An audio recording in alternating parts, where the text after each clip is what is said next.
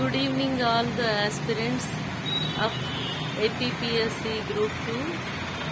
Today we didn't have the adjournment and the arguments, one-to-one arguments were not heard because of lack of time, as it was more cases, because last Tuesday ఏమైతే జరగాల్సిందో ఆ judgements అన్నీ కూడా, ఆ కేసులన్నీ కూడా మరి 9th రావడం చేత 90th నెంబర్లో ఉన్న ఈ కేసు 1-to-1 వినడానికి ఆ డే మొత్తం కేటాయిస్తానని చెప్పారు. డే అంటే 4 to 5 hours మినిమం పడుతుంది, both petitioners and respondents arguments వినడానికి.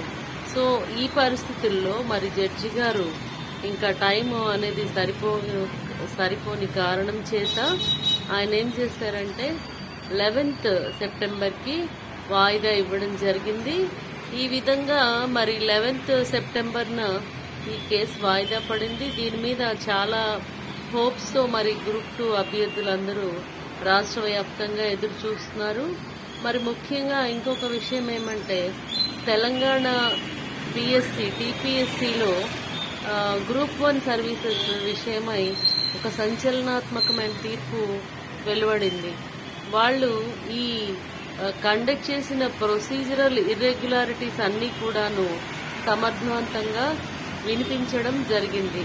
అంటే వాళ్ళు తెలుగు మీడియం అభ్యర్థులకి తక్కువ మార్క్స్ రావడం జరిగిందని, వారి ప్రశ్నాపత్రాలు సరిగ్గా ఇవ్వలేదని, ఇంకా ప్రొసీజరల్గా చాలా ల్యాప్సెస్ ఉన్నాయని చెప్పి వాళ్ళు చాలా ఎఫిషియెంట్గా వాళ్ళు హైకోర్టులో హైదరాబాద్లో వాదించడం జరగడం చేత అప్పుడు దానిని సమర్థవంతంగా ఆ రాష్ట్రంలోని టీపీఎస్సీ వారు కానీ, అక్కడి ప్రభుత్వం తరపున జీఏడీ వారు కానీ మరి ఆర్గ్యూ చేయలేని కారణంగా ఎగ్జామ్ రీకండక్షన్ చేయడమా లేకపోతే ఇది మళ్ళీ రెక్టిఫికేషన్ చేయడమా అనేది దానికోసమే మళ్ళా డెసిషన్ తీసుకోవాల్సిందిగా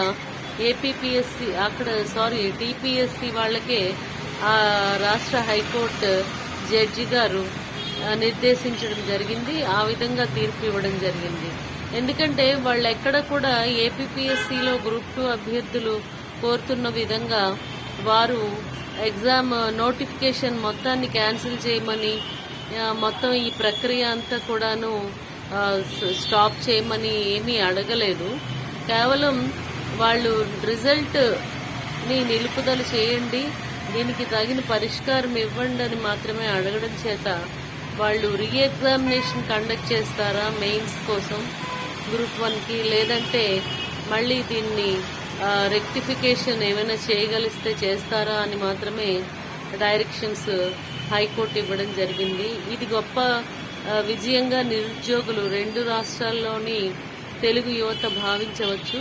ఎందుకంటే ఈ నిర్దేశానికి అనుగుణంగానే తదుపరి మన రాష్ట్రంలో ఏమైనా ఇటువంటి లోటుపాట్లు జరిగినట్టయితే మన రాష్ట్రంలోని తెలుగు